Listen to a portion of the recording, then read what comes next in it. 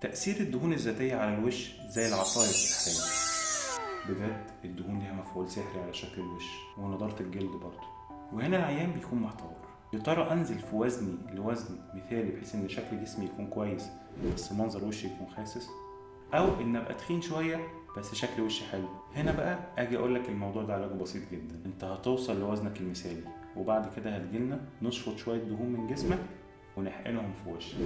يعني بكل بساطة هناخد دهون منك ونحقنها في وشك. الدهون اللي احنا بناخدها من جسمك دي بنعالجها بطريقة معينة بحيث انها تكون دهون مصغرة ودهون متناهية الصغر، مايكروفات ونانوفات. المايكروفات لما بنيجي نحقنها بتدي الحجم اللي احنا عايزينه، سواء في الخدود او في المناطق اللي جنب الجبهة او في الجبهة لو الجبهة فيها خطوط، او نقدر نحدد بيها الفك.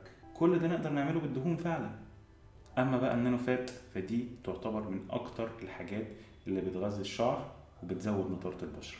عرفت بقى ان الدهون كنز قيم جدا.